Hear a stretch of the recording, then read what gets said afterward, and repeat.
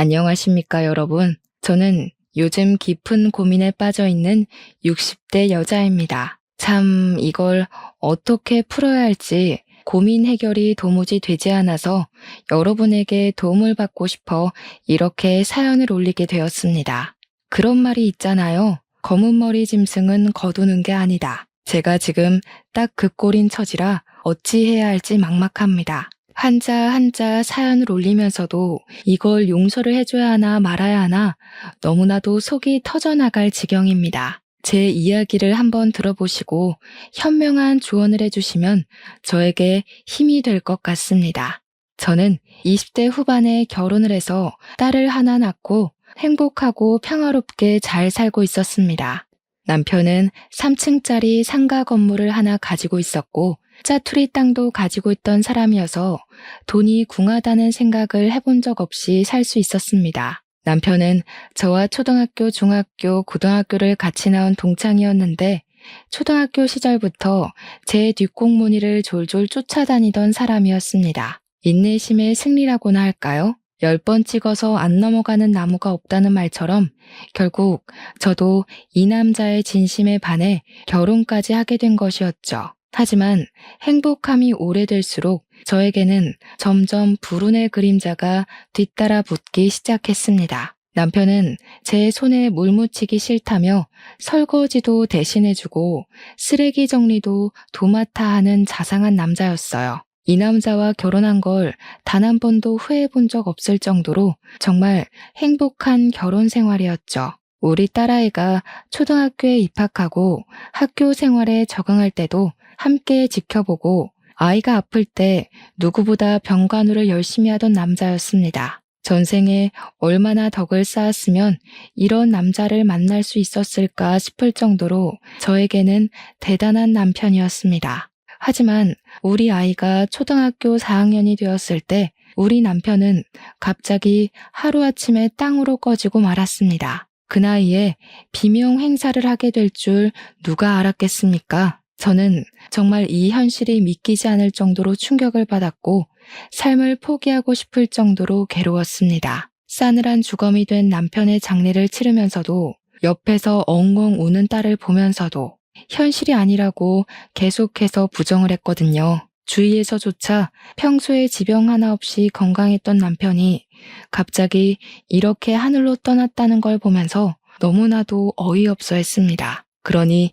제 마음은 얼마나 산산조각이 났겠습니까? 정말 너무 현실감이 없어서 눈물조차 나지 않았습니다. 더군다나 남편이 가진 상가 건물이 제 발목을 잡기 시작했습니다. 전부 남편 명의로 되어 있던 재산들은 모두 저에게 넘어오게 되었는데 세금이 정말 만만치가 않았습니다. 남편이 하던 임대업도 땅 관리도 전혀 나눠하지 않았기에 저는 정말 생활비만 받아서 썼거든요. 모조리 저에게로 넘어오니 이걸 어떻게 해야 할지 감이 잡히지 않아서 정말 막막했습니다.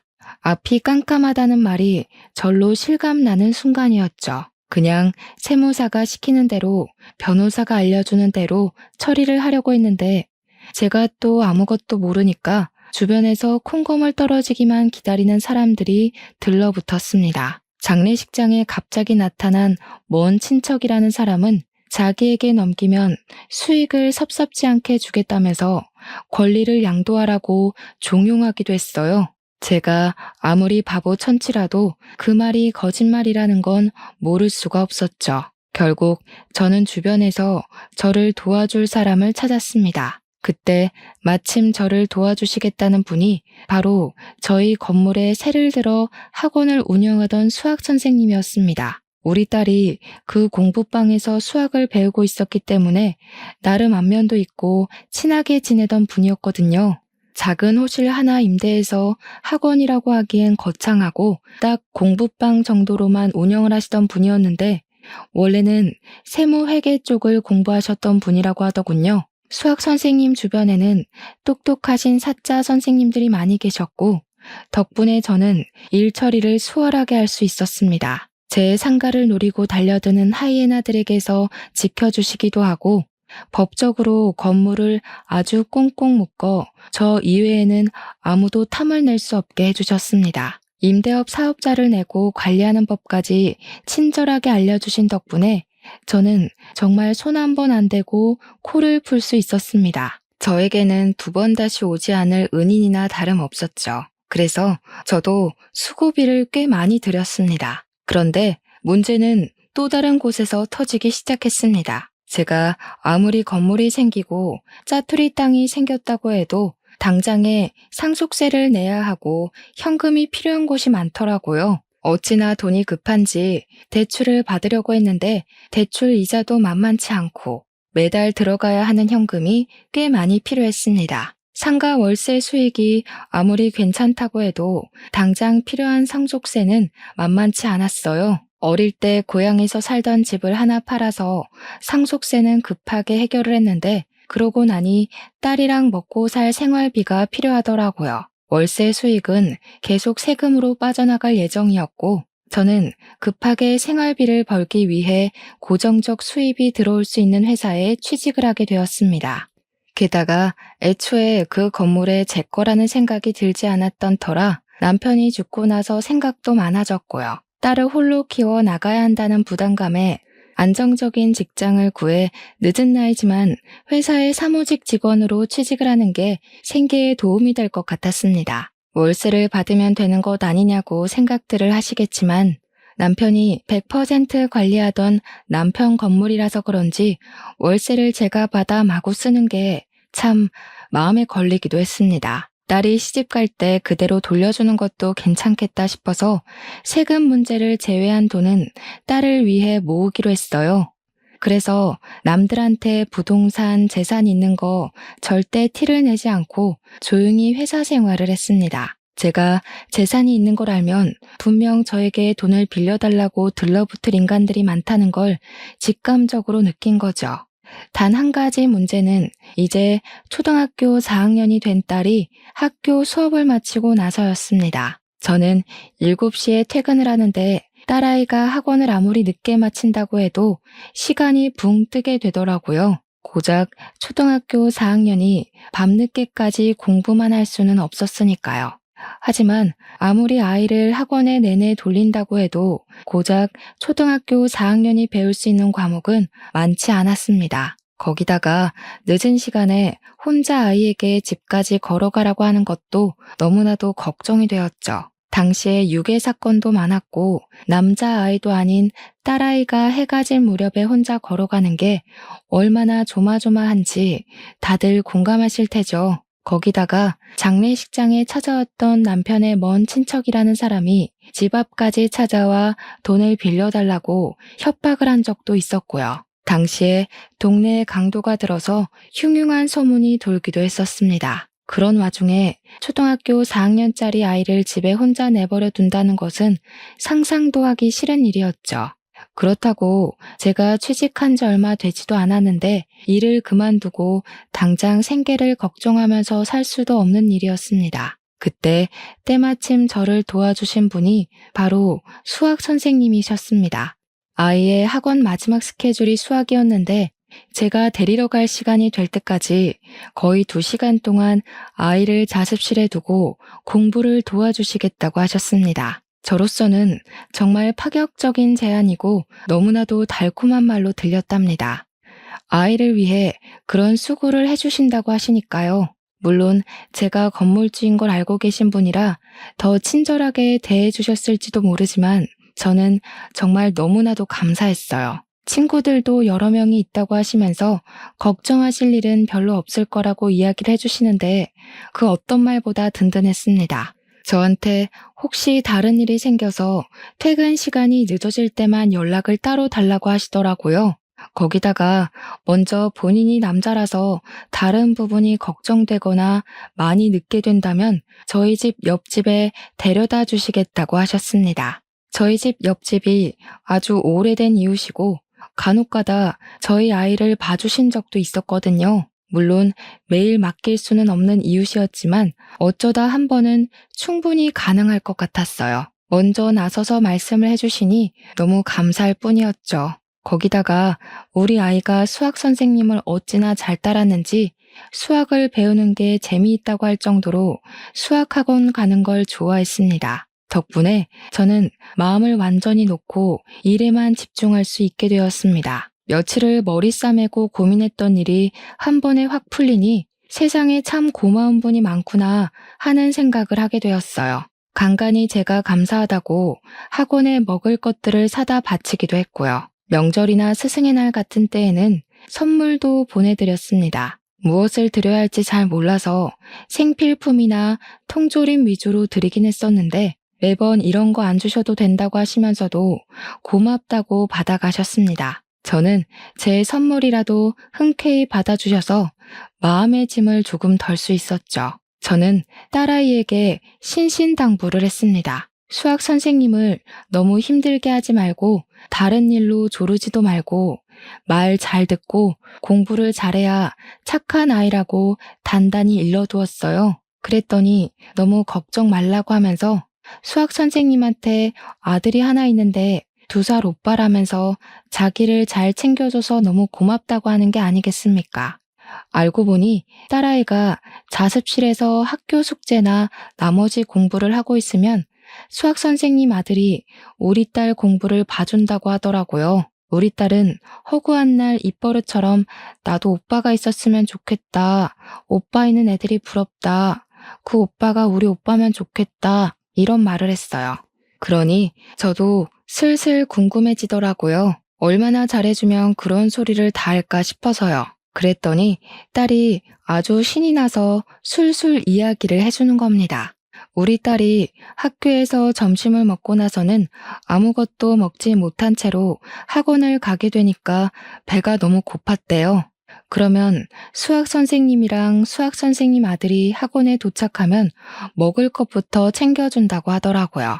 과자나 초콜릿, 사탕 같은 간식거리가 아니라 배를 채울 수 있는 먹거리들을 포장해서 챙겨준다고 했어요. 핫도그라든지 떡볶이라든지 그런 것도 준비가 안 될 경우에는 컵라면이라도 꼭 하나 먹으라고 챙겨준대요. 그럼 간단하게 간식을 먹고 수학 수업을 듣고 수업이 끝나면 자습실에 가서 오빠가 학교 숙제를 도와준대요. 학교 숙제도 다 끝나면 학원 수업 때 어려웠던 부분을 다시 설명해주고 문제 풀이까지 다 봐준다는 게 아니겠어요. 알고 보니까 수학 선생님 아들이 일명 영재라고 일컫는 똑똑이라고 하더라고요. 저는 애가 배가 고플 거라는 걸 전혀 생각하지 못했기 때문에 머리가 띵해지는 느낌을 받았습니다. 그 뒤부터는 꼭 아이에게 5,000원이라도 쥐어주고 먹을 걸 사 먹을 수 있도록 했어요. 세세한 부분까지 챙겨주신 수학 선생님께 당연히 감사 인사도 드렸고요.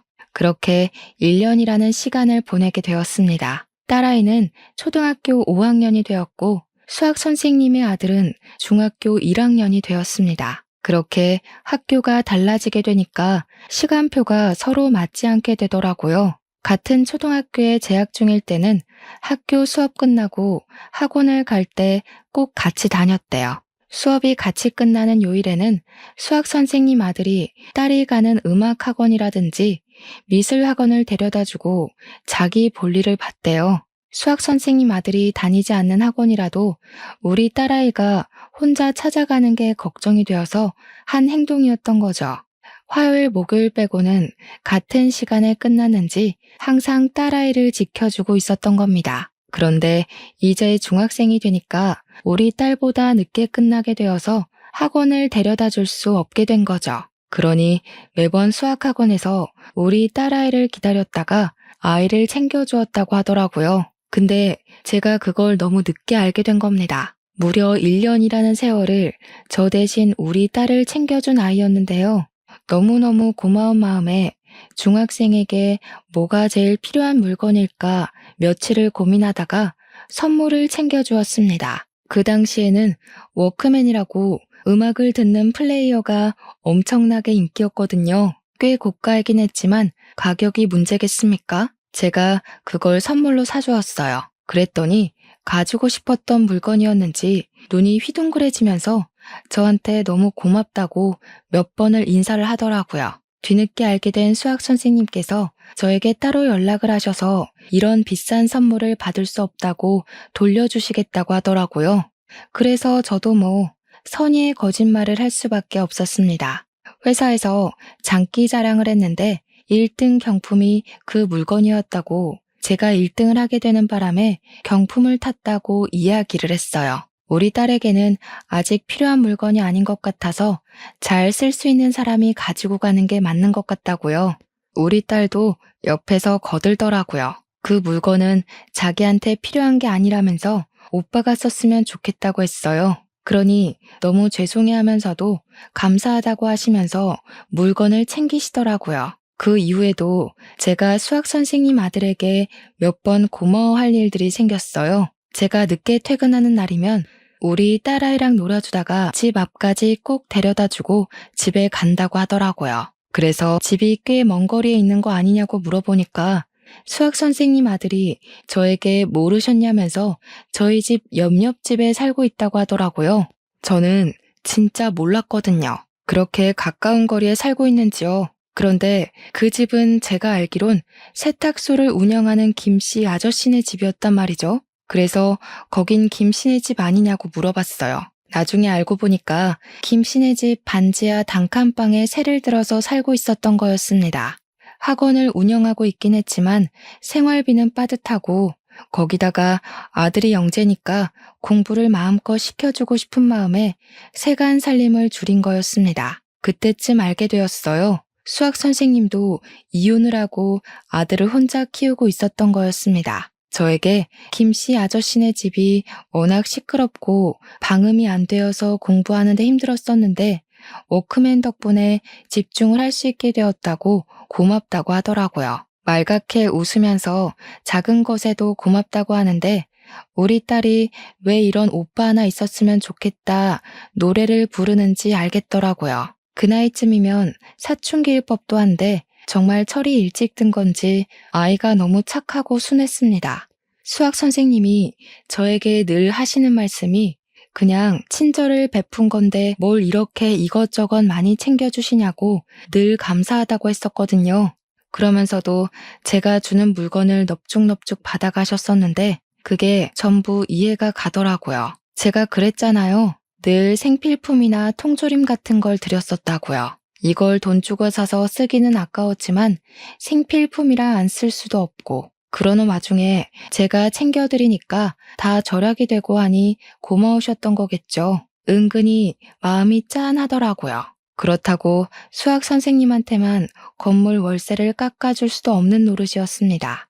다른 세입자들에게 분명 불평불만이 나올 거고 저는 그걸 감당할 만한 통이 되지 못했거든요. 그래서 저는 역으로 생각하기로 했습니다.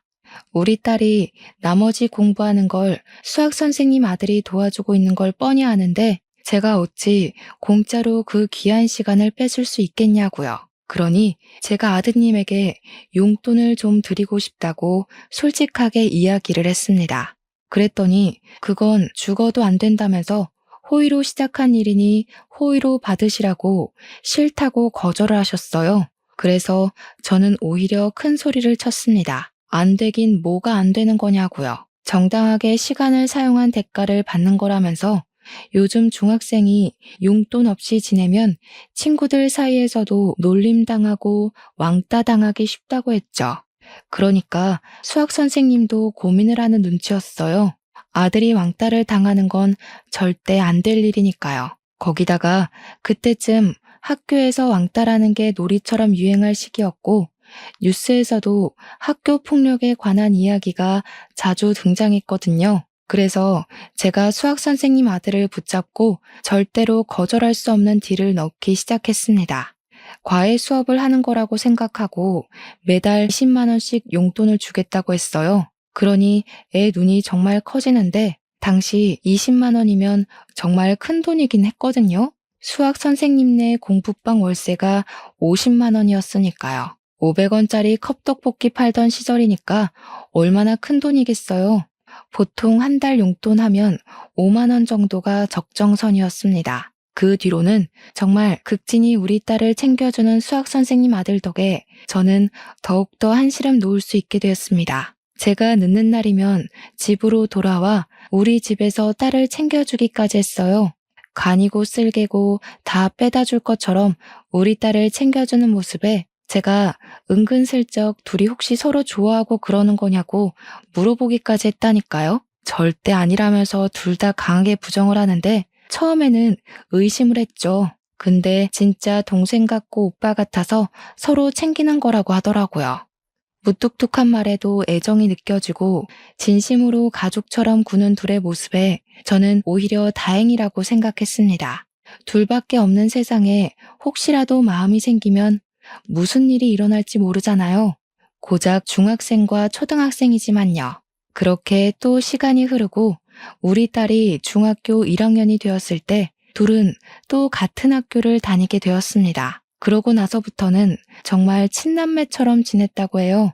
학교에서 무슨 일이 생기면 수학 선생님 아들이 달려가서 일을 도와주고 해결해주고 했다고 하더군요. 준비물을 챙기지 못한 날에는 서로 챙겨주고 급식실에서 밥을 같이 먹기도 하면서 주위에서는 친오빠인 줄 안다고 했습니다. 그렇게 시간이 흐르는 사이에 저와 수학 선생님과의 관계도 조금 달라졌어요. 아들 하나 키우는 이혼남과 딸 하나 키우는 과부가 서로 만났으니 은근슬쩍 서로에게 물들게 된 것이었죠. 딸을 돌봐주어서 감사하다는 이유로 술을 한잔하기도 하고 넷이 모여 밥을 먹기도 했어요. 처음에 우린 그게 데이트인 줄도 모르고 시간을 보냈는데 점차 둘이 만나게 되는 시간이 길어지면서 데이트로 변질되어 버린 거죠. 서로 무엇을 좋아할까 고민을 하며 선물을 하기도 하고 그 나이에도 신작 영화가 나오면 같이 보러 가는 그런 사이가 되었습니다. 하지만 서로에게 한 발 더 나아가는 용기가 없었기 때문에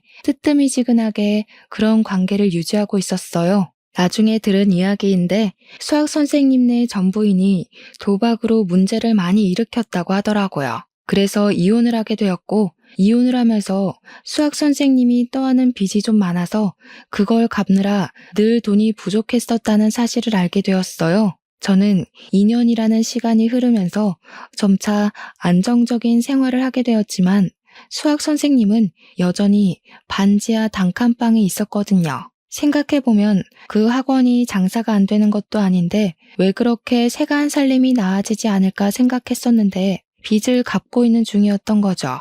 마음 같아서는 제가 모아둔 월세며 생활비로 그 빚을 갚아주고 저와의 새 출발을 이야기하고 싶었지만 우리에겐 그럴 용기가 없었어요. 서로의 관계가 소중했고 자식들끼리의 돈독한 마음이 혹여라도 틀어질까봐 그럴 수 없었던 거죠. 정말 많은 고민을 했어요.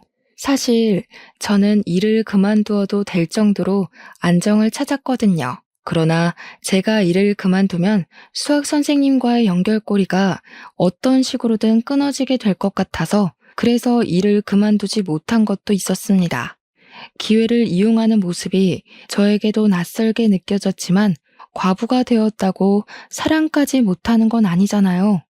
그런 마음을 가지면서 하루하루를 살고 있던 어느 날 저에게 뜻밖의 사건이 터지게 되었습니다. 제가 늘 항상 월말쯤이 바쁜데 그때는 퇴근도 늦고 일이 바빠 휴대전화를 볼 시간조차 없거든요. 그런데 하필이면 그 바쁜 시기에 우리 딸이 맹장이 터지고 말았던 겁니다. 학원 수업을 들으러 갔던 딸은 배가 계속 아프다고 했고 결국 구토를 하고 고열에 시달리다가 배를 움켜쥐고 쓰러진 거예요. 학원 선생님과 아들은 어쩔 줄 몰라 저에게 전화를 했는데 제가 일이 바빠서 받지를 못한 상황이었습니다. 급하게 구급차를 타고 병원으로 달려갔으나 수술은 보호자의 동의가 필요하다고 병원 측에서 저에게 계속 연락을 하라고 한 거죠. 저는 전화를 받지 못했고 병원에서는 보호자 동의 없이는 수술을 할 수 없다고 하고 수학 선생님께서 병원 측에 재혼할 사이다. 내 딸이나 마찬가지다 하면서 병원 측에 강력하게 항의를 했다고 했어요. 병원에서는 본 보호자의 동의 전화라도 받아야 한다고 어쩔 줄 몰라 하고 있는 와중에 제가 딱 부재중 전화 수십 통 찍힌 걸 보고 전화를 건 거죠. 그 순간 수학 선생님 아들이 저에게 엄마 하고 부르는 게 아니겠어요. 저는 수없이 찍힌 부재중 전화에도 놀랐지만 선생님 아들이 저에게 엄마 하고 부르는 소리에 더욱 놀랐습니다. 이게 무슨 소린가 하고 있는데 아주 간략하고 빠르게 우리 딸 맹장이 터졌고 긴급 수술에 들어가야 한다고 말을 해주더군요. 그래서 당장 해달라고, 수술이 필요하면 빨리 해달라고 울면서 애원을 했어요. 저는 놀라서 회사 일도 치워버리고 급하게 병원으로 달려갔는데 이미 딸은 간단한 수술이었다면서 수술 다 끝나고 병실에 올라와 있더라고요. 제가 너무 놀라서 바닥에 주저앉으니까 걱정하지 말라고, 그래도 큰일 일어나기 전에 수술을 하게 되어서 금방 끝났다고 하더라고요. 수학 선생님도 그 집 아들도 우리 딸 병원 침대 옆에서 오매불망 눈을 뜨길 기다리고 있는데 정말 가족 같아서 너무 단란해 보여서 눈물이 났어요. 우리 딸이 눈을 뜨자 수학 선생님도 눈물을 글썽글썽 하면서 그걸 왜 참았냐고, 일찍 말을 하지 그랬냐고 하더라고요. 우리 딸이 눈 뜨자마자 뭐라 했는지 아세요? 글쎄, 배가 고프대요. 배가 아파서 밥도 제대로 못 먹었다면서 밥은 언제 주냐고 하더라고요. 그러자 수학 선생님 아들이 방귀를 뀌어야 먹을 수 있다니까 하루빨리 껴보라고 장난을 치더라고요. 그러면서 둘이 낄낄거리고 웃는데 저도 눈물이 나는 건지 웃음이 나는 건지 모르겠더라고요. 그때 저는 결심을 했습니다. 내가 무엇 때문에 돈을 벌고 있는지 잘 모르겠더라고요. 이 예쁜 아이들을 두고 내가 왜 밖에서 돈을 벌어야 하는지, 건물에서 들어오는 월세만으로도 충분히 살 수 있는데 하는 생각이 들었어요. 지금 아니면 이 모습을 또 언제 기억해 둘 수 있을까 싶어서 회사 일을 그만두어야겠다고 생각했습니다. 집에 가만히 있으면 외롭고 쓸쓸한 마음이 들 것 같아서 죽은 남편을 잊으려고 일에 더 몰두했었지만 이제는 그럴 필요가 없다고 생각했어요.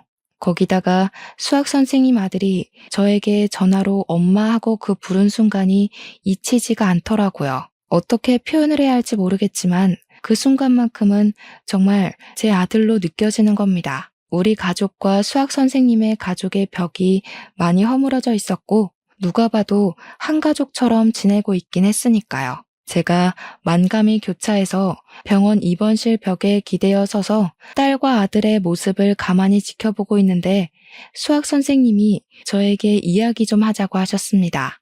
그 표정에서 엄청난 비장함이 느껴져서 혹시 내가 모르는 다른 이야기가 있나 싶기도 했어요. 그분이 꺼낸 이야기는 속에 감춰두었던 진심이었습니다. 아까 수술 동의서에 보호자 서명이 필요하다고 하는데 본인이 보호자가 아니라서 말로 할 수 없는 박탈감을 느꼈다고 하더라고요. 당당하게 아이들의 보호자가 되고 싶고 제가 남은 보호자 자리를 차지했으면 좋겠다면서 전 배우자에게 받은 상처를 서로를 통해 치유해보는 게 어떻겠냐고 했어요. 진지하게 결혼해 주었으면 하는 바람에서 이야기하는 거라고 고민을 길게 하지 않았으면 좋겠다고 덧붙이더라고요. 수학 선생님이 먼저 저에게 한 걸음 다가왔는데 제가 다가가지 않으면 안 되잖아요. 그래서 저는 당장 혼인신고부터 하러 가자고 말했습니다. 그게 제 진심인 걸 알고는 서두르더라고요. 그렇게 몇 주가 더 지나고 저는 퇴직을 했고 그이와 혼인신고를 했습니다. 서류상 진짜 가족이 되었다는 말에 아들과 딸은 무척 당황했지만 진심으로 이렇게 될 줄 알았다면서 잘 지내보자고 먼저 이야기를 해주더군요. 제가 원래 살던 집이 전 남편과 살았던 집이기에 새 가족과 새 출발을 하고 싶은 마음에 그 집을 처분하고 모아둔 돈과 퇴직금을 보태서 방 4개짜리 아파트를 얻었습니다.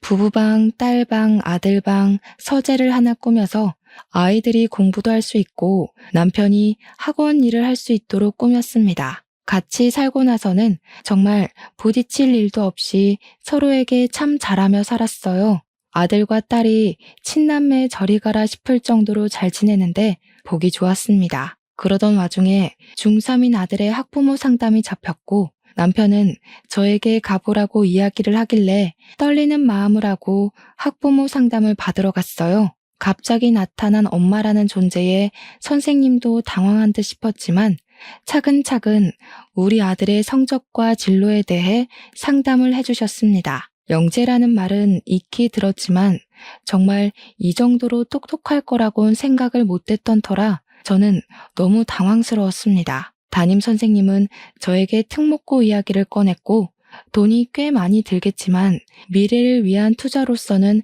최고일 거라고 했어요. 내가 우리 아들 공부시키는데 땅 하나 못 팔겠나 싶어서 돈이 얼마가 들어도 좋으니 특목고를 목표로 하겠다고 했죠. 시간이 얼마 남진 않았지만 추천서도 이미 받아놨고 내신 관리도 잘 되어 있어서 걱정은 안 하셔도 된다고 하더군요. 우리가 사는 곳과 건물 모두 일산에 있었는데 아들이 서울 강동구에 있는 외고에 떡하니 붙은 겁니다. 거리가 너무 멀어서 저희 가족은 결단을 내렸습니다. 이사를 가기로요. 일산에 있는 건물도 값이 꽤 오른 터라 팔아버리고 길동에 있는 5층짜리 상가 건물을 대출을 받아서 구매했습니다. 길동의 상가 건물이 좀 낡긴 했지만 수리를 해야 하는 부분은 별로 없더라고요. 그 건물을 리모델링해서 남편의 종합학원을 차려주기로 마음을 먹었죠. 5층을 전체 학원으로 만들어버리고 선생님도 면접을 봐서 뽑았고 남편을 원장으로 세웠지만 사업자는 제 이름으로 내자고 남편이 말하더라고요. 실제 운영은 남편이 했지만 사장은 제가 된 것이었죠.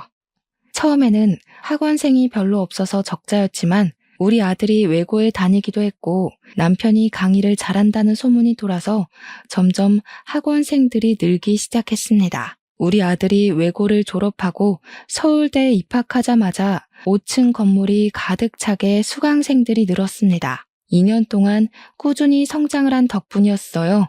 학원의 어마어마한 매출은 제 통장으로 들어왔고 인터넷 강의 사업까지 뛰어들었더니 매출이 몇 배로 늘더라고요.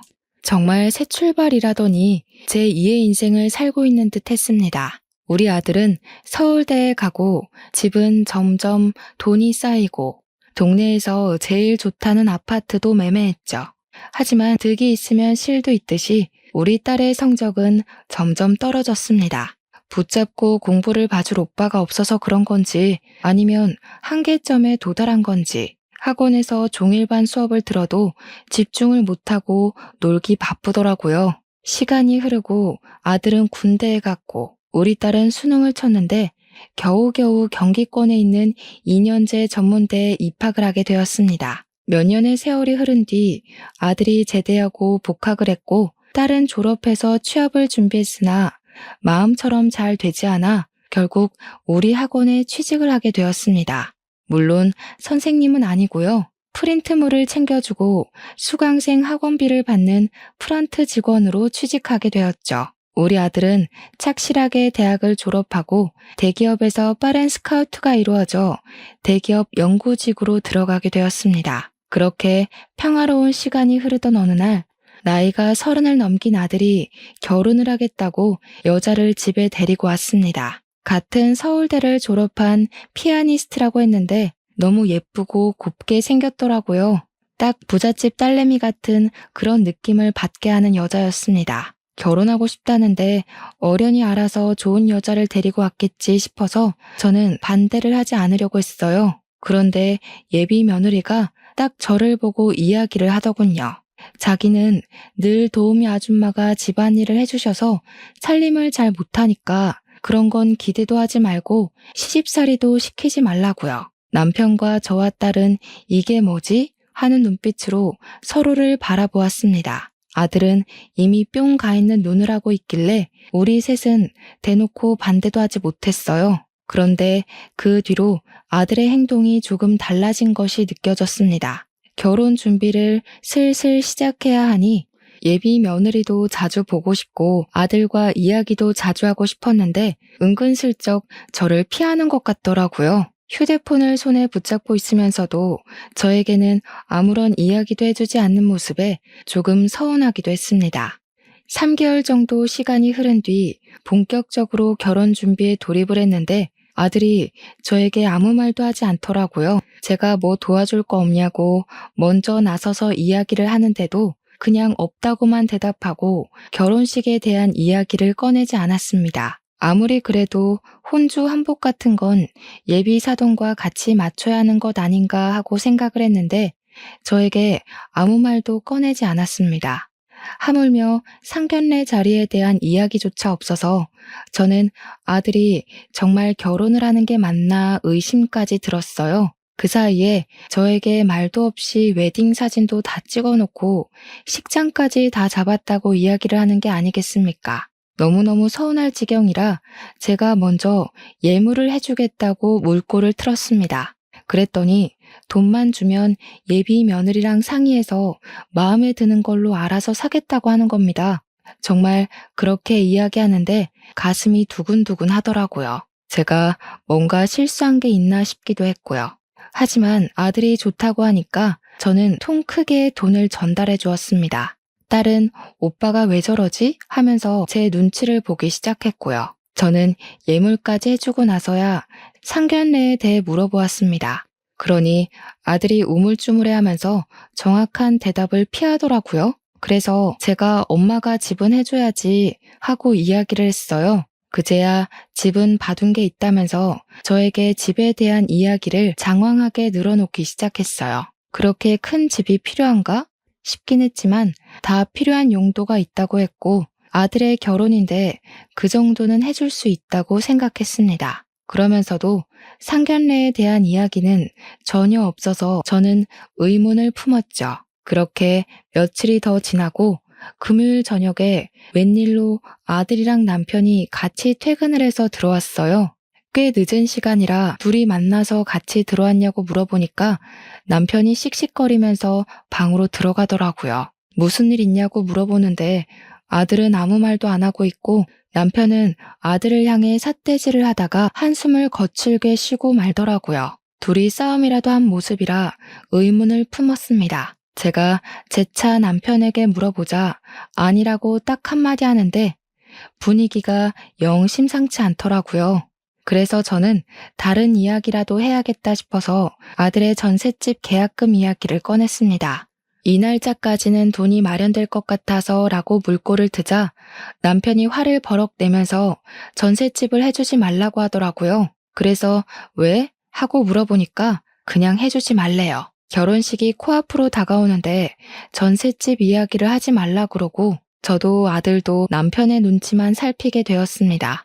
청첩장이 나올 시기가 됐음에도 불구하고 상견례 이야기도 청첩장 이야기도 없어서 저는 아들을 닥달하기 시작했어요. 청첩장 나오지 않았니? 나왔으면 우리한테도 줘야지.